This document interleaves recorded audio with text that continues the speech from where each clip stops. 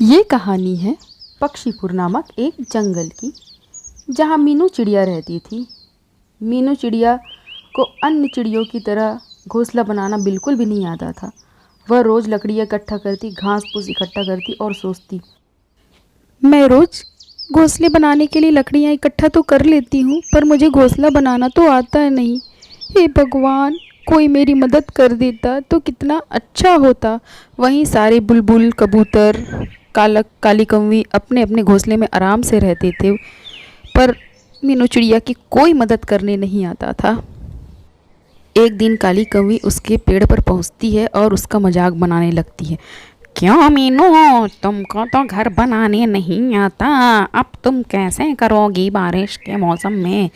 सारी पक्षियाँ तो अपने घर में रहती हैं, तुमको इतना घर भी बनाने नहीं आता तो तुम अपने जीवन में क्या करोगी? तो मीनू कौवी से बोलती है, प्लीज़ कौवी, तुम मेरी मदद कर दो ना इस बार घर बनाने में।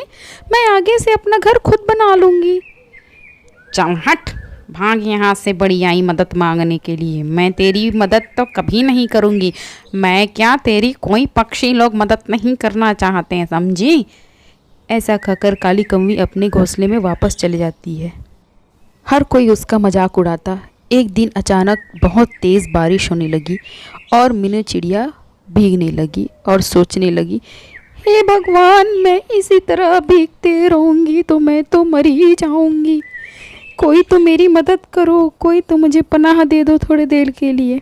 ऐसा सोचकर वह काली कौवी के घोंसले के पास जाती है और कहती है, बहन, मुझे आज रात के लिए अपने घर में रहने दो प्लीज़। मैं कल सुबह होती ही या बारिश रुकते ही मैं चले जाऊंगी घर। प्लीज़ बहन, मुझे पनाह दे दो। तो कौवी बोलती है, चल भाग यहाँ से, बड़ी आई मेरे घर में रुकने वाली। मेरा घर है, कोई धर्मशाला थोड़ी ना है। ऐसा बोलकर उसको वह भगा देती है।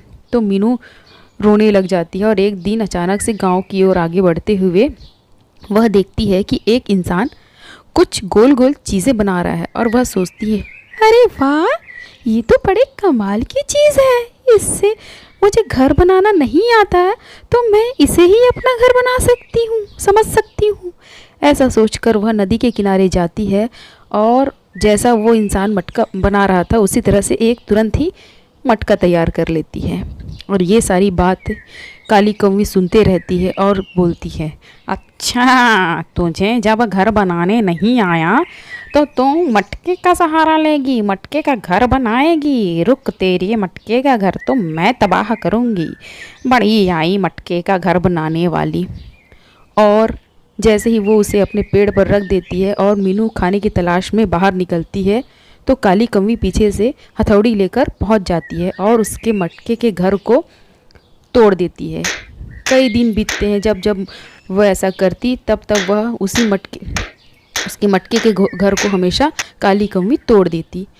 और दिन गुजरते गया। एक दिन अचानक बहुत आंधी तूफान आया और बहुत तेज़ बारिश होने लगी। बारिश में काली कौवी का घर टूटकर बिखर गया और काली कौवी बेघर हो गई। और इधर मीनू अपने मटके के घर में आराम से रह रही थी। इधर काली कौवी बारिश में भीग रही थी। उस चीज़ को मीनू देख लेती है और वह उड़ते हुए जाती है। चलो बहन, तुम्हारा घर टूट गया है तो क्यों ना तुम मेरे घर में रह लो। मेरा घर बहुत बड़ा है बहन और बहुत अच्छा है। तो काली कौवी को अपनी गलती का एहसास होता है और वह बहुत पछतावा महसूस करती है। मीनू से माफ़ी मांगती है और फिर दोनों एक साथ हमेशा हंसी खुशी साथ साथ रहने लग जाती है। तो बच्चों, इस कहानी से हमें यह शिक्षा मिलती है कि हमें मुसीबतों में कभी किसी को मजाक नहीं उड़ाना चाहिए और मुसीबत में हर इंसान की मदद करनी चाहिए। वीडियो अच्छी लगे तो like, share and subscribe for more videos. Thanks for watching. Bye bye बच्चों, बाय।